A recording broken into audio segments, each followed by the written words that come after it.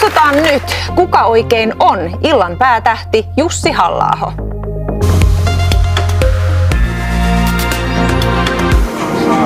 Jussi Halla-aho Suomen presidentiksi.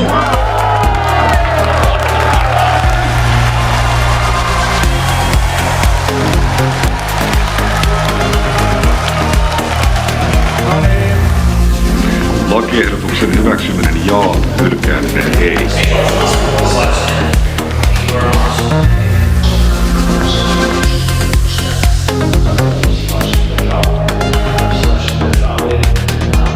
Suomalaisten pitää voida omassa kotimaassaan luottaa siihen, että heidän lapsensa ja nuorensa voivat käydä turvallisesti koulua ja että täällä ei tarvitse pelätä sitä, että saa puukosta.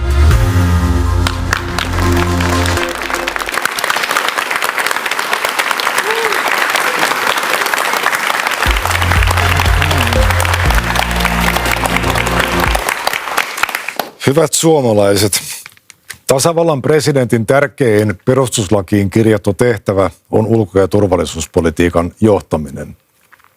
Maailma on suurten myllerrysten keskellä, ehkä jopa historian käännekohdassa. On elintärkeää, että päättäjät pystyvät tarkastelemaan ja analysoimaan tapahtumia realistisesti, ennakoimaan uhkia ja vaaroja ja toimimaan päättäväisesti ja oikea-aikaisesti. Ulko- ja turvallisuuspolitiikan suurista linjoista vallitsee Suomessa onneksi varsin laaja yhteinen näkemys. Sekä kansalaisten että puolueiden ja myös useimpien presidenttiehdokkaiden kesken. Suomalaisille ei tarvitse selittää, miksi on tärkeää, että tuemme Ukrainaa, kun se puolustautuu venäläistä imperialismia vastaan. Jos Venäjää ei pysäytetä Ukrainassa, maailma muuttuu vaarallisemmaksi paikaksi juuri Suomen kaltaisille pienille reunavaltioille. Useimmat ehdokkaat ovat toimineet politiikassa pitkään ja äänestäjillä on mahdollisuus arvioida heidän ominaisuuksiaan. Turvallisuusympäristömme heikkeneminen ja Venäjän liukuminen aggressiiviseksi tyranniaksi on ollut nähtävissä pitkään. Jos tämä on jäänyt joltakulta näkemättä, se kertoo taipumuksesta sinisilmäisyyteen ja hyväuskoisuuteen. Ja juuri niihin meillä ei tulevina vuosina ole varaa. Tasavallan presidentillä on myös tärkeä kirjoittamaton tehtävä keskustelun avaajana ja tärkeiden yhteiskunnallisten kysymysten esille nostajana. Vaikka Suomessa moni asia on globaalissa ja historiallisessa vertailussa hyvin, on myös huolenaiheita, kuten julkinen talous ja kansalaisten talous, koulujen segregoituminen, lisääntyvä ja raaistuva, etenkin nuoriin kohdistuva rikollisuus. Nämä ongelmat on luotu politiikalla ja ne ovat ratkaistavissa politiikalla. Mutta ratkaisujen edellytys on se, että tosiasiat tunnustetaan ja juurisyyt tunnistetaan. Suomi on suomalaisten koti ja turvapaikka maailmassa. Päättäjien, myös tasavallan presidentin, tärkein tehtävä on tunnistaa, ehkäistä ja ratkaista epäkohtia, jotka koskettavat suomalaisia. Huolehtia siitä, että Suomi on turvallinen tila suomalaisille.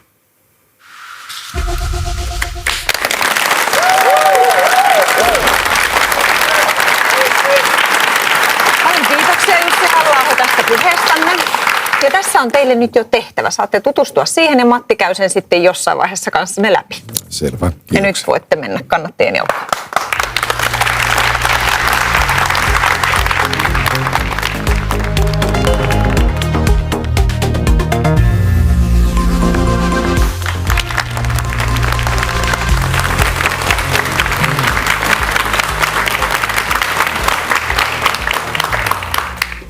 Hyvää iltaa, Jussi Halla-aho. Kiitoksia, hyvää iltaa. Olette sanonut, että näissä vaaleissa ihmiset eivät ole ennen kaikkea valitsemassa ulko- ja turvallisuuspolitiikan johtajaa, vaan pikemminkin tällaista ylintä kansalaiskeskustelijaa. Niin mitä tarkoitatte tällä? Tarkoitan sitä, että vaikka nykyinen perustuslaki melko tiukasti rajaa presidentin toimivaltuudet ulko- ja turvallisuuspolitiikan johtamiseen, niin vaikka nämä teemat ovat toki mielenkiintoisia ja näinä aikoina entistäkin mielenkiintoisempia, niin ne tuskin yksin riittävät selittämään sitä, että presidentinvaaleissa äänestysaktiivisuus on myös rauhallisempina aikoina ollut huomattavan korkea verrattuna muihin vaaleihin. Ja tämä antaa aiheen olettaa, että kansalaiset mieltävät presidentin kuitenkin paljon monitahoisempana instituutiona kuin pelkkänä teknisenä ulko- ja turvallisuuspolitiikan johtajana. Näistä ulko- ja turvallisuuspolitiikan ulkopuolella olevista aiheista, niin te korostatte erityisesti sananvapauden merkitystä. Olette korostanut myös tämän kampanjanne aikana. Niin mitä sellaista pitäisi saada vapaammin sanoa, mitä nyt ei voi syystä tai toisesta sanoa? Vallitsee varmaan aika laaja yhteinen näkemys siitä, että muista ihmisistä ei saa esittää valheellisia väittämiä. En voi esimerkiksi kutsua ihmistä pedofiiliksi, ellei ole vahvoja perusteita sille, että hän todella olisi sellainen. En usko, että kukaan pitää tällaisia lausuntoja sananvapauden piiriin kuuluvana. Rikoksiin yllyttäminen, rikoksilla uhkaaminen ei mielestäni kuulu sananvapauden piiriin. Mutta mitä tahansa ilmiötä, ideologiaa, aatetta, uskontoa on voitava kritisoida vapaasti.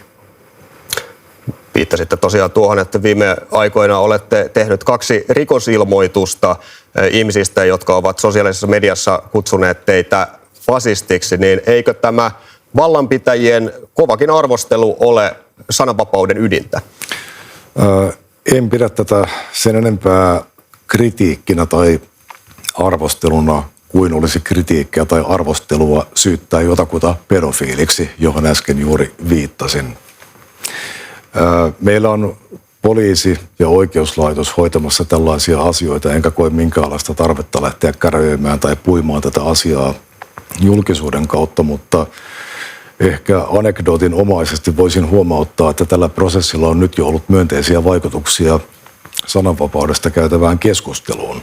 Millä tavalla? Sillä tavalla, että ainakin viimeisten 15 vuoden ajan media ja ehkä poliittinen vasemmisto ovat läksyttäneet minua ja perussuomalaisia siitä, että sananvapauteen kuuluu sanan vastuu, että sananvapaus ei tarkoita oikeutta loukata ja että kovaakin kritiikkiä pitää osata esittää loukkaamatta. On myös varsin avoimesti ilakoitu aina kun perussuomalaisia on niin sanottujen sananvapausrikosten vuoksi viety käräjille tuomittavaksi. Nyt kelkka onkin kääntynyt 180 astetta ja kaikki kannattavat rajatonta sananvapautta ja tätä voidaan pitää myönteisenä kehityksenä.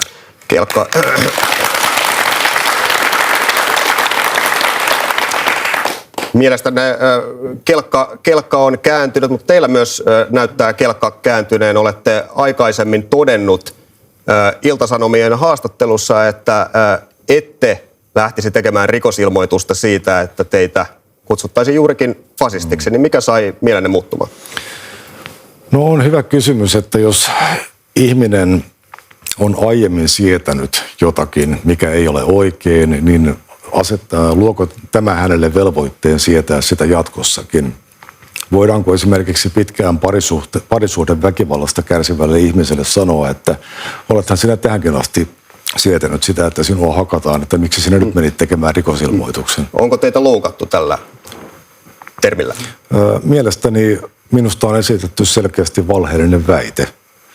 On aivan eri asia arvostella jotakin sanomaani tai tekemääni ja ilmaista vaikka sellainen mielipide, että tämä on minun mielestäni fasistinen mielipide, kuin esittää tällainen täysin kontekstiton väite, että joku henkilö on fasisti. Ihmiset kuitenkin ymmärtävät sen niin, että fasismi viittaa joko epädemokraattiseen yhteiskuntajärjestelmään tai ainakin väkivaltaisiin ja epädemokraattisiin keinoihin poliittisten tavoitteiden saavuttamiseksi, ja kumpaakaan näistä minä en kannata. Minkä takia tämä teidän sietokykynne ylittyi nimenomaan juuri presidentinvaalikampanjan aikana? Miksi juuri nyt?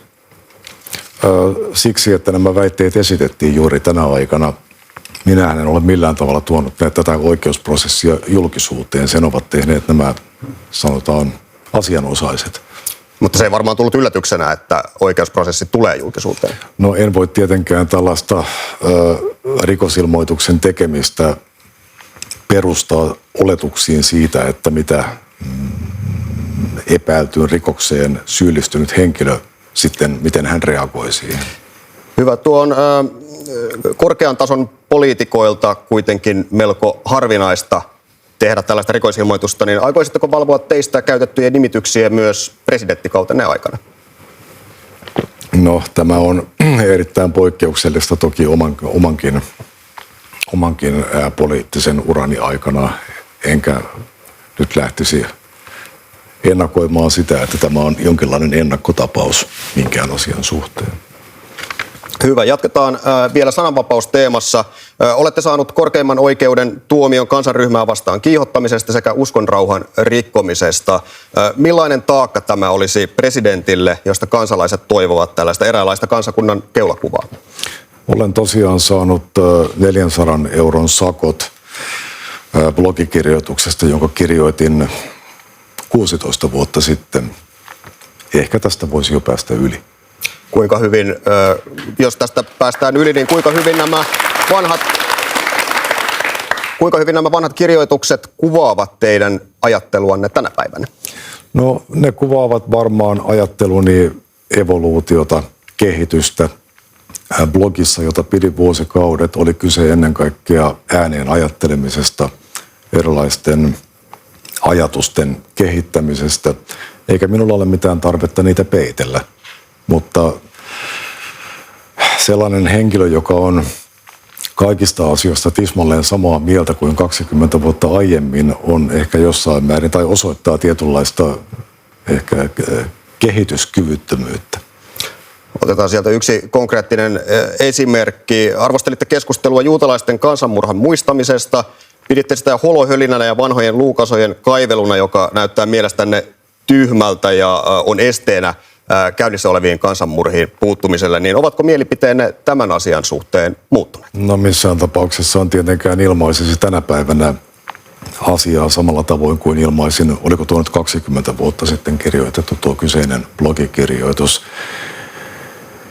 Ei siinä ole oikeastaan ollut kyse kannanotosta holokaustiin tietenkään, vaan siinä oli kyse vain siitä, että meidän täytyy ymmärtää se, että historia on täynnä erilaisia kammottavia kansanmurhia ja on se riski, että jos tavallaan se surutyö ja muisteleminen fokusoituu yhteen niistä, niin silloin meillä helposti jää huomaamatta se, että meillä on paljon muitakin kammottavia tragedioita historiassa ja niiden uhrit ovat aivan samalla tavoin uhreja.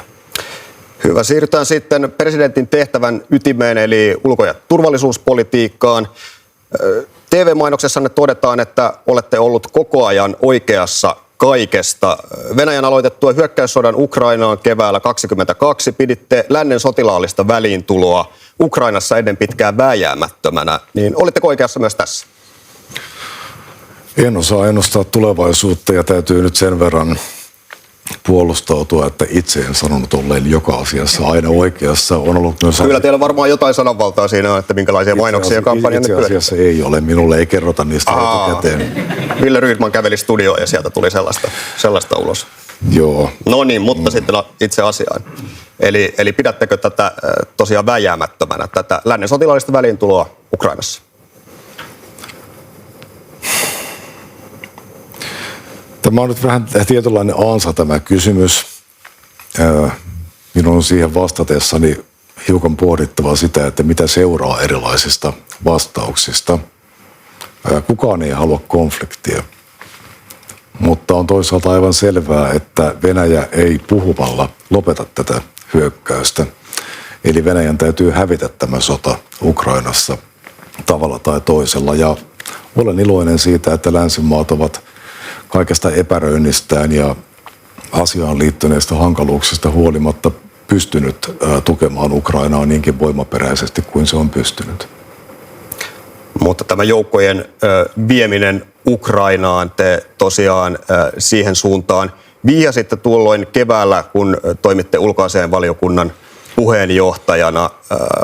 Ette halua kertoa mielipidettänne, että pitäisikö näin tehdä?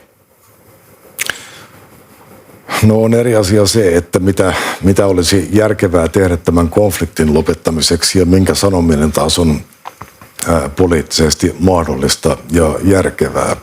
Pidän aivan selvänä, että Venäjä ei missään oloissa ota riskiä suoraan konfliktiin joutumisesta NATO-maiden kanssa. Ja pidän myös täysin selvänä, että jos Ukraina olisi hyväksytty NATOn jäseneksi, niin tämä sota ei olisi koskaan alkanut.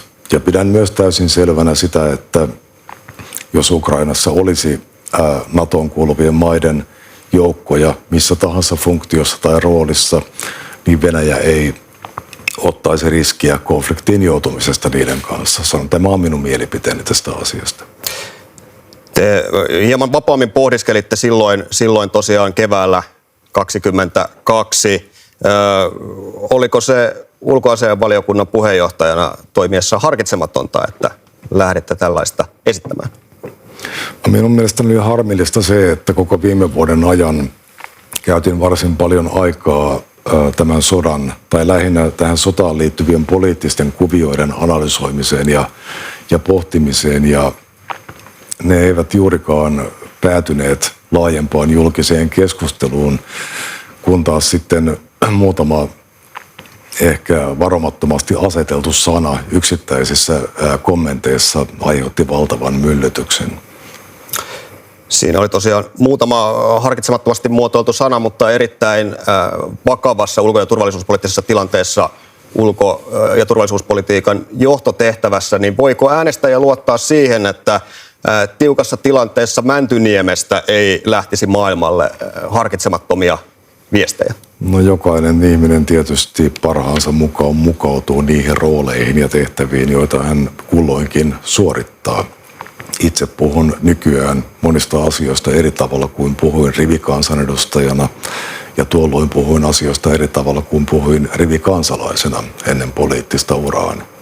Eli presidenttinä tällaista ei tapahtuisi. Mutta haluan myös toisaalta huomauttaa, että kun esitin juuri ennen sodan alkamista kommentteja esimerkiksi siitä, että Venäjän hyökkäyksen toteutuessa länsimaiden pitäisi toimittaa Ukrainalle sotilaallista ja materiaalista apua, niin tämä aiheutti myös tietyillä tahoilla voimakasta paheksuntaa ja tyrmistystä, ja nyt kukaan ei ole sitä mieltä, että näin ei olisi pitänyt toimia.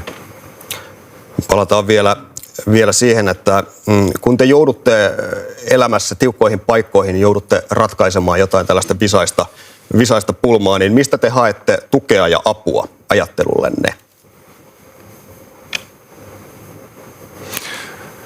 Kyllä minä olen tottunut politiikassa ja yhteiskunnallisena toimijana muutenkin luottamaan omaan harkintakykyyn ja omaan ajatteluun. Niin minulla ei ole sellaista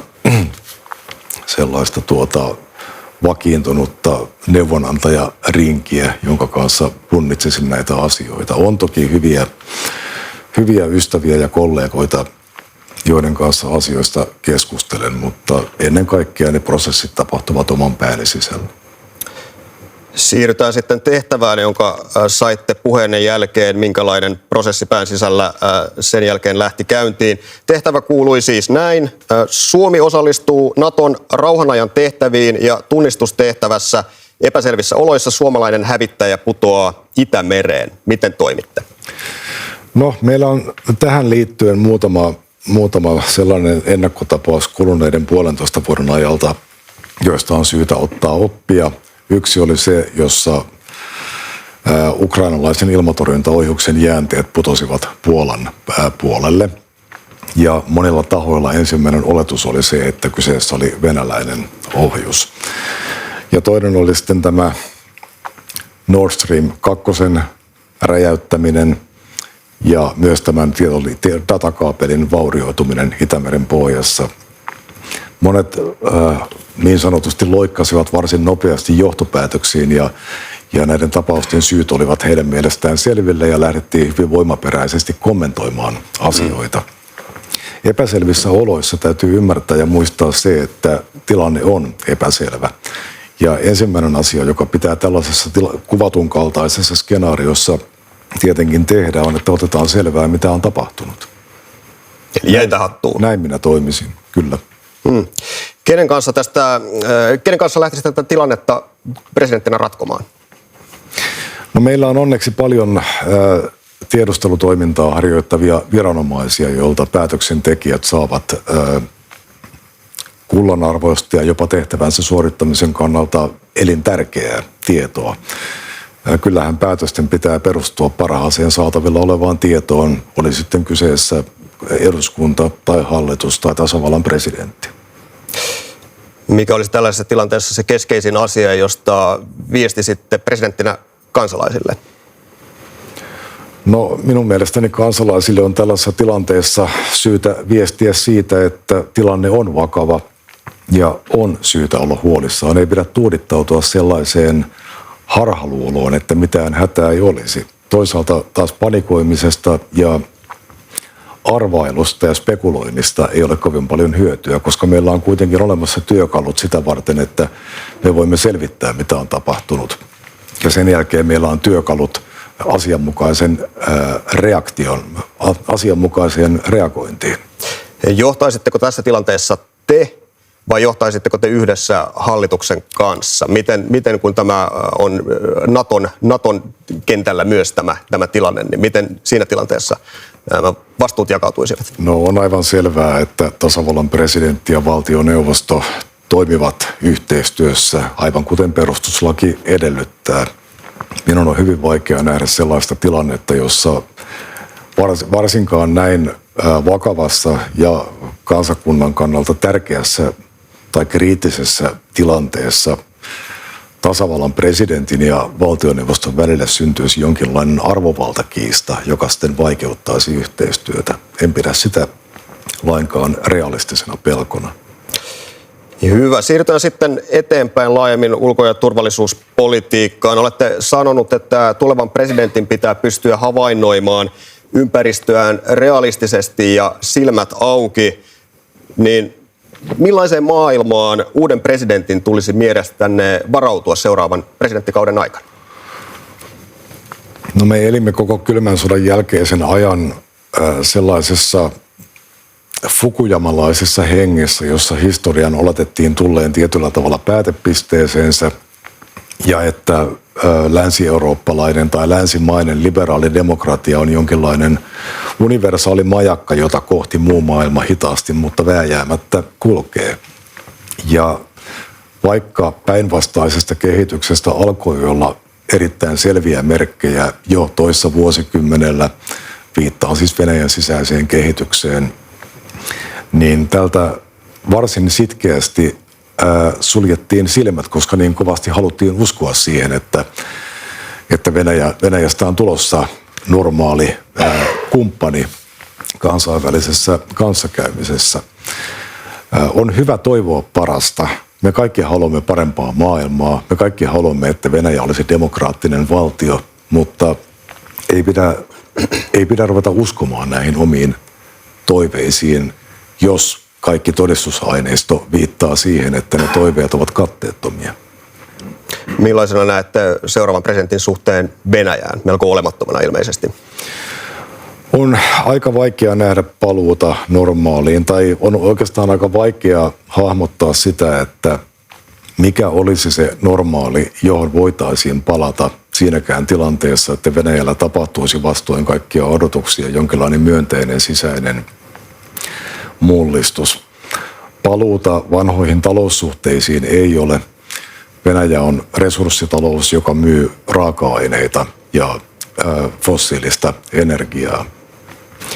Kukaan ei varmastikaan halua Euroopassa enää palata sellaiseen riippuvuuteen, jossa oltiin, kun olemme nähneet, että minkälaisia riskejä siihen sisältyy. Ja toisaalta irtautuminen fossiilisista polttoaineista tekee tästä kysymyksestä vanhentuneen joka tapauksessa jollakin aikavälillä.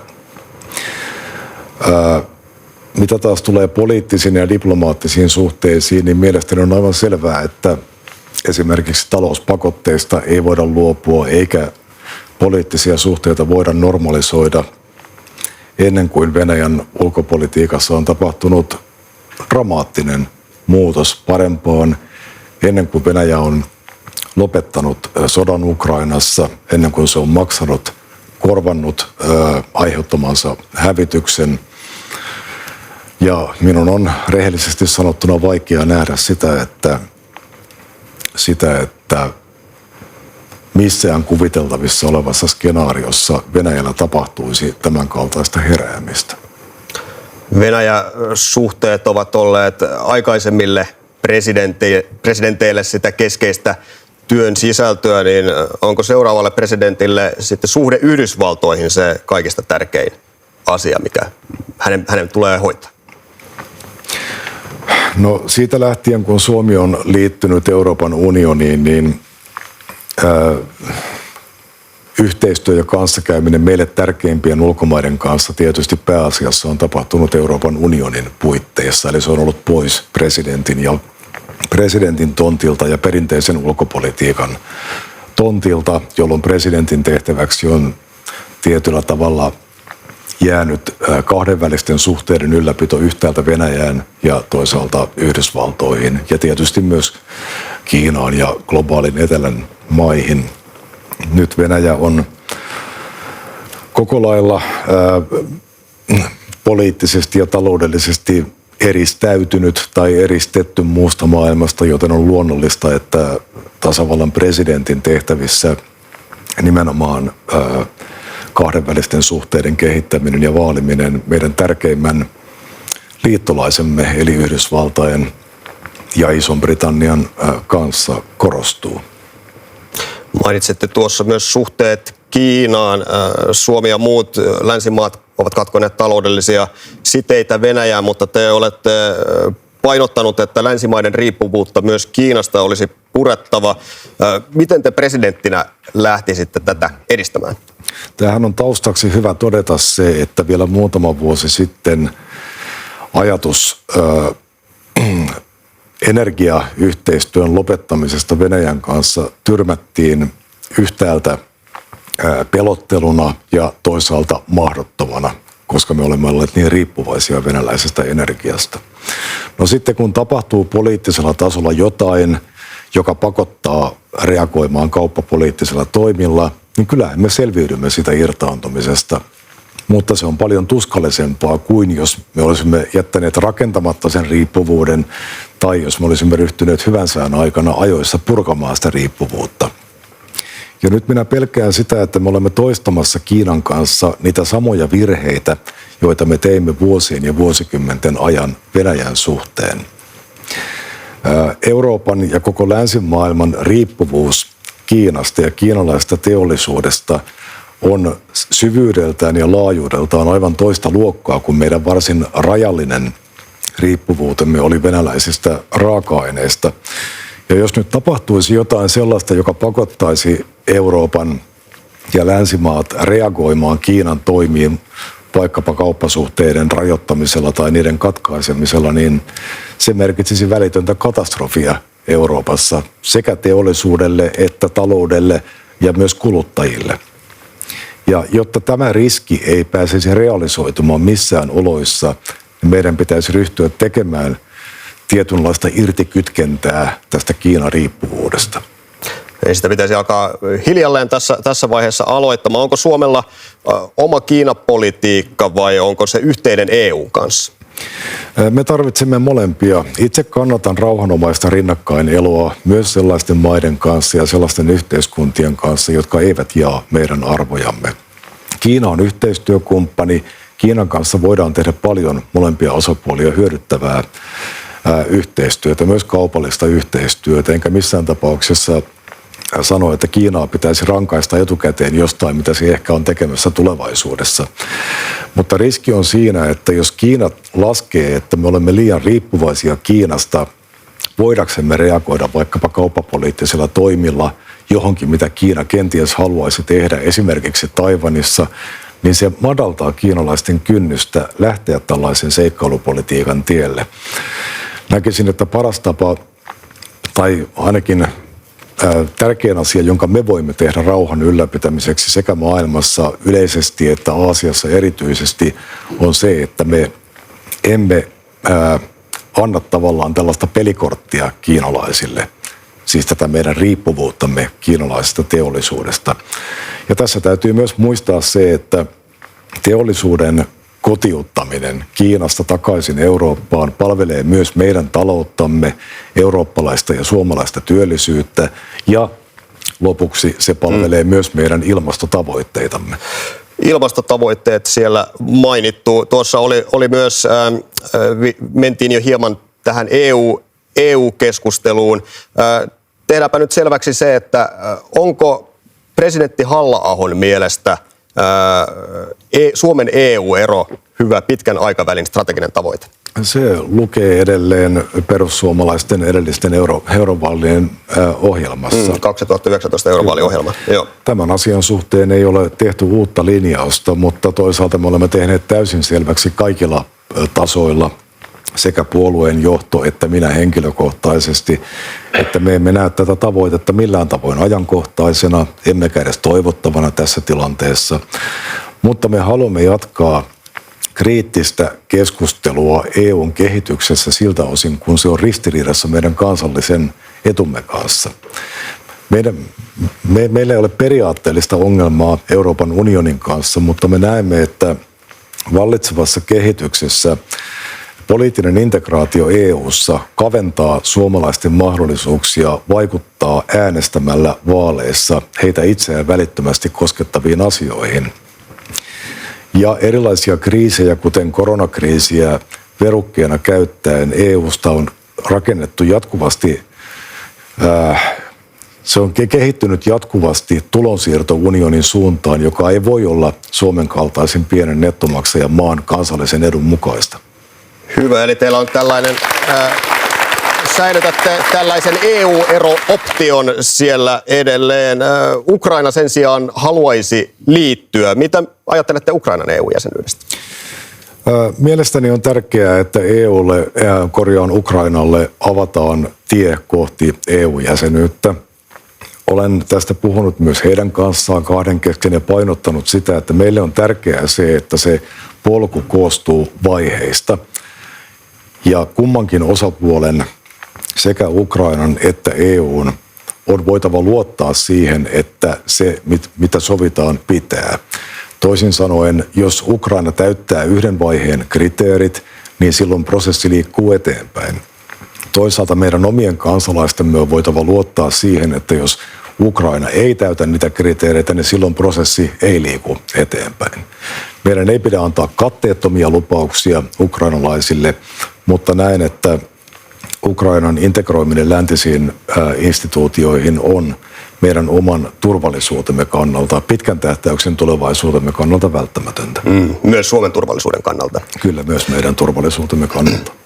Sitten mennään vielä lyhyesti NATOon. Johditte ulkoasiainvaliokuntaa Suomen hakiessa NATOn jäseneksi ja tulevalla presidentillä on keskeinen rooli Suomen NATO-politiikassa. Niin millaista politiikkaa, pyydän tiivistä vastausta siitä, että millaista politiikkaa Suomen pitäisi NATOn sisällä ajaa?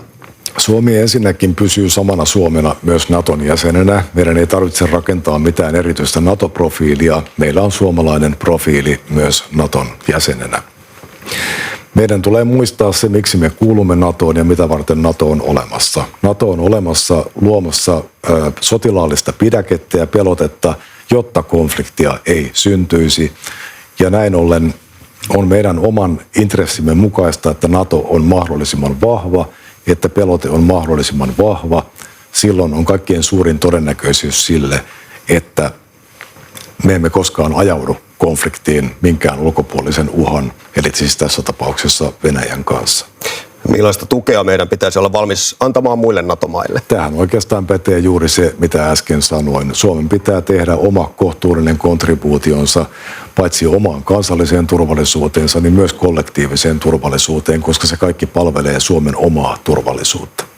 Ja millaisiin NATO-tehtäviin suomalaisia reserviläisiä tultaisiin jatkossa lähettämään? No, on esitetty huolia siitä, että lähetettäisiinkö suomalaisia reserviläisiä NATO-alueen ulkopuolelle johonkin tehtäviin. tässä kohdassa on hyvä huomauttaa, että kaikki NATO-maat eivät ole tähän astikaan osallistuneet Naton operaatioihin NATO-maiden ulkopuolella. Toisaalta Suomi on osallistunut niihin olematta Naton jäsen, joten tämä ei oikeastaan liity NATO-jäsenyyteen juurikaan tämä kysymys. Entä kuinka aktiivisen roolin Suomen tulisi ottaa Naton ydinasepolitiikassa? Naton kollektiivinen strateginen pelote viime kädessä perustuu Yhdysvaltain suorituskykyyn ja Yhdysvaltain strategisiin ydinaseisiin. Tämä on tosiasia. Ja pitäisin vähän tekopyhänä ja vapaamatkustamisena, jos Suomi yhtäältä haluaa nauttia kollektiivisen puolustuksen ja pelotteen tuomasta turvallisuudesta, mutta irtisanoutuisi jostakin sen täysin keskeisestä komponentista, eli ydinaseista. Mutta tässä on hyvä muistuttaa, että kenelläkään, tai siis Yhdysvalloilla, jolle nämä ydinaseet kuuluvat, ei ole pienintäkään intressiä sijoittaa niitä ydinaseita Suomeen. Kysytään sitten vielä lopuksi presidentin arvojohtajuudesta, niin miten tiivistäisitte sen, että mitkä arvot teitä presidenttinä ohjaisivat? Minä en oikein pidä tästä sanasta arvo, koska koen, että siitä on tullut enemmän tai vähemmän synonyymi mielipiteelle. Kaikki omasta mielestään kannattavat mielipiteen vapautta, joten he alkavat kutsua omia mielipiteitään arvoiksi, koska arvoista taas ei voi keskustella, vaan ne pitäisi jotenkin hyväksyä sitten sellaisenaan. Me varmaan jaamme aika lailla yhteisen arvomaailman täällä kaikki, riippumatta poliittisista preferensseistämme, koska me olemme kaikki tämän saman suomalaisen kulttuurin tuotteita ja meillä on jokseenkin yhteinen näkemys siitä, mikä on oikein ja mikä on väärin ja mikä on hyvää ja mikä on pahaa. En lähtisi mielelläni siihen, että luetellaan tuota kolme tärkeintä arvoa, joka tuntuu olevan vakiokysymys kaikissa presidentinvaaleihin liittyvissä haastatteluissa. Eli perinteiset, miten tiivistäisitte sen samat arvot, jotka ohjaavat muitakin, perinteiset suomalaiset arvot, miten sen tiivistäisitte? No näin se varmaan voisi sanoa. Minun mielestäni niistä arvoista ei ole syytä tehdä sen suurempaa numeroa. Yhteiskuntaan mahtuu monenlaisia mielipiteitä ja ehkä yhtenä tärkeänä suomalaisena arvona voidaan pitää myös sitä, että hyväksytään se, että kaikki ihmiset eivät ole tavoitteista samaa mieltä, eivätkä ole keinoista tavoitteiden saavuttamiseksi samaa mieltä. Ja näiden erimielisyyksien ratkaisemiseksi meillä on erinomainen järjestelmä nimeltä demokratia ja vaalit, jossa ihmiset voivat kanavoida omia mielipiteitään poliittiseksi vaikuttamiseksi. Ja vielä ihan viimeinen kysymys siitä, että kun ennen kuin teidät valittiin perussuomalaisten puheenjohtajaksi, totesitte, että teitä ei kannata äänestää, mikäli haluaa puheenjohtajaksi bilehileen tai seurusteluupseerin, niin presidentin työhön hän kuuluu paljon edustamista, kyllähän siinä yhdet isot bileetkin aina vuosittain pitää järjestää, niin ovatko vuodet politiikassa hioneet teistä esiin seurusteluupseerin? No eivät varsinaisesti, mutta olen toki oppinut tulemaan toimeen myös sellaisissa tilanteissa, jotka eivät välttämättä ole ominta itseäni ja joista en välttämättä henkilökohtaisella tasolla niin suuresti nauti. Kiitos tentistä, Jussi Halla-aho. Kiitoksia.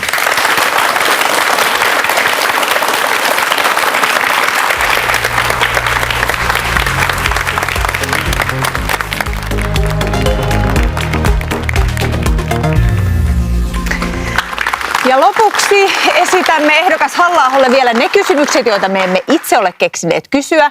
Teiltä on tullut satoja kysymyksiä. Tuhannet kiitokset niistä. Jussi Halla-aho, oletteko valmis yleisökysymyksiin? Teen parhaani. Teet parhaasi. Hyvä. Mitä haluaisit suomalaisten lasten oppivan sinulta? Kylläpä on mahdottoman vaikea kysymys.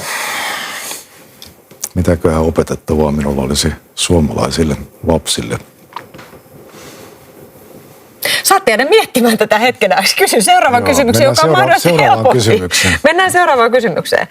Tulisiko Suomen tavoitella toisen maailmansodan jälkeen luovutettuja Karjalan alueita takaisin Venäjältä? En pidä tätä kovin realistisena tavoitteena. Voihan Suomi tietysti ilmoittaa ne haluavansa, mutta en usko, että se johtaa mihinkään. Se on minun mielestäni, se oli historiallinen vääryys, että nämä alueet ryöstettiin Suomelta ja se on tietynlainen kansakunnallinen trauma myös, uskoisin edelleen, ja tulee olemaan pitkälle tulevaisuuteen. Että en olisi myöskään valmis sanomaan, että tämä asia nyt on loppuun käsitelty ja että tämä on meidän mielestämme ihan hyvä näin, mutta en pidä tätä kovinkaan realistisena tai hedelmällisenä poliittisena tavoitteena. Seuraava kysymys. Ulottaisit syntyperävaatimuksen koskemaan myös kansanedustajia. Onko lapsesta asti Suomessa asunut Suomen kansalainen jotenkin vähemmän suomalainen kuin ne, ketkä ovat syntyneet täällä? No ilmeisesti nykyisenkin lain puitteissa, koska lapsena tänne muuttanut henkilö ei voi pyrkiä presidentiksi, kun taas täällä syntynyt henkilö voi pyrkiä presidentiksi. Enkä näe, mikä periaatteellinen ero tässä olisi sitten siihen, että sama syntyperäisyysvaatimus ulotettaisiin myös ministereihin, joilla se oli 80-luvun loppuun asti, tai kansanedustajiin. Mutta vaalikoneessa, johon tässä viitataan, ilmaisin, että näin voisi mielestäni hyvin olla. Minulla ei olisi sen kanssa mitään ongelmaa, mutta tämä ei ollut vaatimus, eikä minulla myöskään ole aikeita lähteä tällaista perustuslain muutosta edistämään. Miten onnistut yhdistämään kansan, koska varmasti olet ehdokas, joka jakaa mielipiteitä? No se, että miten kansalaisia voidaan yhdistää. Minä haluaisin presidenttinä muistuttaa ihmisiä siitä, että kaikista erimielisyyksistämme huolimatta me olemme kaikki pohjimmiltamme samassa veneessä. Meillä on yhteisiä intressejä, vaikka meillä on esimerkiksi työmarkkinoilla aika voimakkaita vastakkainasetteluja tällä hetkellä, niin tosiasia on kuitenkin se, että työnantajan ja työntekijän todelliset intressit ovat yhteisiä. Ja nämä vastakkainasettelut, joita halutaan lietsoa, niin ne palvelevat ehkä enemmän puoluepoliittisia tarkoitusperiä. Ja pysyy sitten niistä kauempana. Minulla ei ole tarvetta asettua niissä kenenkään puolelle, koska ymmärrän tai koen ymmärtäväni, että niin kuin äsken sanoin, meillä on yhteinen hiili, johon kaikkien kannattaa puhaltaa. Ja haluatteko nyt yrittää sitä aivan ensimmäistä kysymystä uudestaan, vai otetaanko uusi kysymys loppupäästä? Se on liian vaikea kysymys, ei käytetä siihen aikaa. Ei käytetä siihen aikaa. Ja nyt saatte valita viimeisen kysymyksen. Haluatteko arkisen vai syvällisemmän? Minä nyt heitän pallon takaisin toimittajalle. Katsotaan, ehditäänkö molemmat. Aloitetaan arkisesta. Kuka on valinnut tänään vaatteenne? Ihan itse. Onneksi minulla on niin vähän vaatteet, että niissä ei ole paljon valitsemista. Ja aivan lyhyesti vielä, ehkä noin 10 sekuntia aika vastata. Onko ihmiskunnalla toivoa? Kyllä ihmiskunnalla on toivoa. Ihmiskunta on selvinnyt paljon pahemmista tilanteista kuin se, jossa me olemme tällä hetkellä. Jussi Halla-aho, paljon kiitoksia näistä vastauksistanne ja koko illasta. Kiitoksia.